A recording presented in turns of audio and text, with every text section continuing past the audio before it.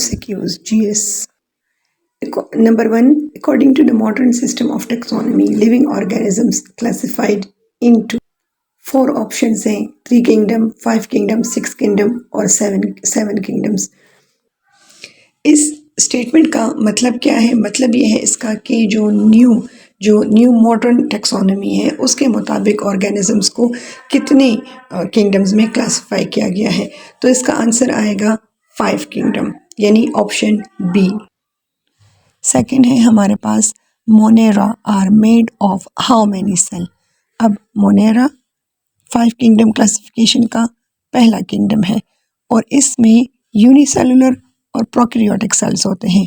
Prokaryotic cells mean इनमें nucleus नहीं होता.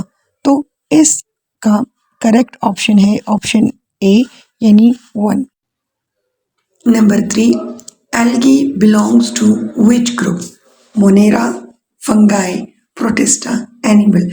एल्गी वो ऑर्गेनिजम्स हैं जो कि यूनिसेलुलर भी हैं और इनमें न्यूक्लियस भी मौजूद होता है, यानी ये यूकैरियोटिक सेल्स होते हैं. तो इस किस्म के सारे ऑर्गेनिजम्स को हम रखते हैं प्रोटिस्टा में. तो करेक्ट ऑप्शन है ऑप्शन सी, यानी प्रोटिस्टा.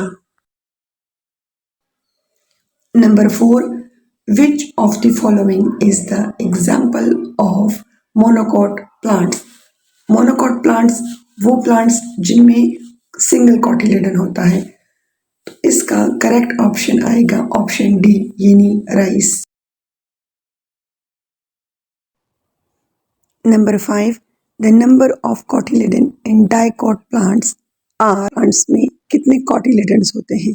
1, 2, 3, 4 होते हैं, इसलिए इनको डाइकॉट कहा जाता है. तो करेक्ट ऑप्शन है ऑप्शन बी, यानी 2. 6th, which group of organisms are found everywhere on earth? इस स्टेटमेंट का मतलब ये है कि वो कौन से ऑर्गेनिजम्स हैं जो कि दुनिया में हर जगह पाए जाते हैं. तो इसका करेक्ट ऑप्शन है ऑप्शन ए, यानी bacteria. Rhizopus is also called, यानी राइजोपस को ये भी कहा जाता है. ये जो रोटी पर या ब्रेड पर ब्लैक कलर का मोल्ड आ जाता है उसे कहा जाता है राइजोपस. तो इसका करेक्ट ऑप्शन आएगा ऑप्शन सी, यानी black bread mould. 8th, flowering plants are divided into how many groups? यानी कि फ्लावरिंग प्लांट्स को कितने ग्रुप्स में डिवाइड किया गया है?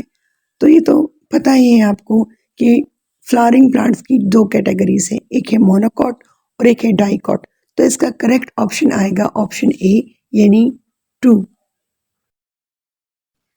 9, फिश ब्रीथ थ्रू, यानी कि जो मछलियां हैं तो वो किसके ज़रिए से सांस लेती हैं? लंग्स से, गिल्स, स्किन और माउथ. तो इसका करेक्ट ऑप्शन आएगा ऑप्शन बी, यानी गिल्स.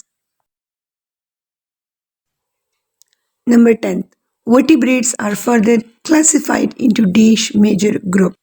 इस स्टेटमेंट का मतलब है कि वर्टिब्रेट्स को मज़ीद कितने ग्रुप्स में क्लासिफाई किया गया है. वर्टिब्रेट्स के ग्रुप्स के नेम्स को पढ़ते जाएं मेरे साथ. Fish, amphibians, reptiles, birds and mammals. तो ये टोटल हुए 5. तो इसका करेक्ट ऑप्शन होगा ऑप्शन डी, यानी 5. 11, lizard belong to which group of animal? अब लिजर्ड के कैरेक्टरिस्टिक्स को देखते हैं.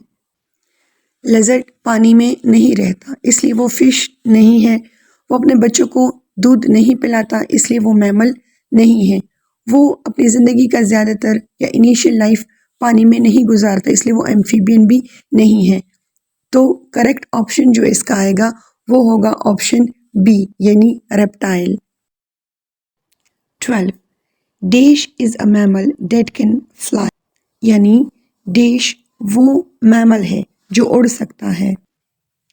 अब बर्ड्स के बेसिक कैरेक्टरिस्टिक क्या है कि उनकी बॉडी पर फेदर होते हैं, बट बेट के बॉडी पर हेयर होते हैं। सो इसका करेक्ट ऑप्शन आएगा ऑप्शन ए यानी कि बेट। 13th, amphibians respire through lungs and dash. Statement का मतलब ये है कि एम्फीबियंस किस लंग्स के साथ वो दूसरा कौन सा ऑर्गन है जिसके थ्रू वो सांस लेते हैं यानी रेस्पायर कर।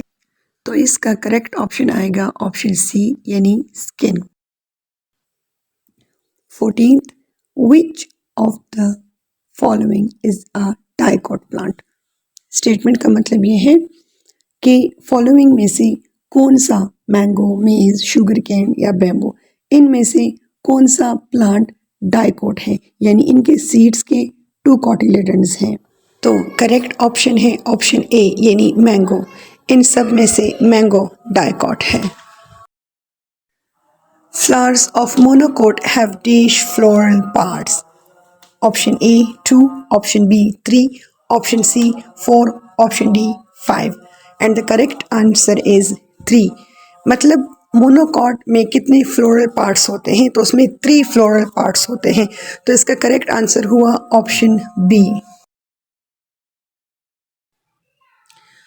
16th, which of the following is are the example of mollusk? Statement का मतलब ये है कि फॉलोइंग में से कौन सा स्पीशी मोलस्क से ताल्लुक रखता है। तो इसमें जो करेक्ट आंसर है तो वो है ऑक्टोपस। और करेक्ट ऑप्शन है हमारे पास ऑप्शन डी यानी कि octopus. 17th, the body of insect is divided into dash parts, यानी कि जितने भी हशरात हैं इंसेक्ट्स हैं उनकी बॉडी को इतने हिस्सों में डिवाइड कर सकते हैं। ऑप्शंस हैं 2, 3, 4 और 5। इंसेक्ट्स की बॉडी के 3 पार्ट्स होते हैं, हेड, थोरैक्स और एब्डोमेन। तो करेक्ट ऑप्शन है ऑप्शन बी यानी कि 3 parts. 18th, the biggest group of invertebrate is dash, यानी कि इनवर्टिब्रेट्स का सबसे बड़ा ग्रुप कौन सा है। स्पॉन्जेस, मोलस्क्स, इंसेक्ट्स और वर्म्स। तो दुनिया में सबसे ज़्यादा कामयाब इनवर्टिब्रेट्स जो हैं तो वो इंसेक्ट्स हैं। तो ऑप्शन सी करेक्ट आंसर है। 19th, dinosaur is an example of dash animal species. Statement का मतलब ये है कि डायनासोर किस ग्रुप में हो सकते हैं। Extinct, endangered, diverse, modified. तो डायनासोर्स चूँकि अब इस दुनिया में मौजूद नहीं है तो उन्हें हम एक्सटिंक्ट कहेंगे। और एंडेंजर्ड वो एनिमल्स होते हैं जिनको ख़तरा होता है एक्सटिंक्ट होने का। तो करेक्ट ऑप्शन है option A extinct. 20, aviary is the park where dash are collected, यानी स्टेटमेंट का मतलब है कि एवरी एक ऐसा पार्क होता है जहां डैश को कलेक्ट किया जाता है। तो करेक्ट ऑप्शन है ऑप्शन सी यानी कि बर्ड्स।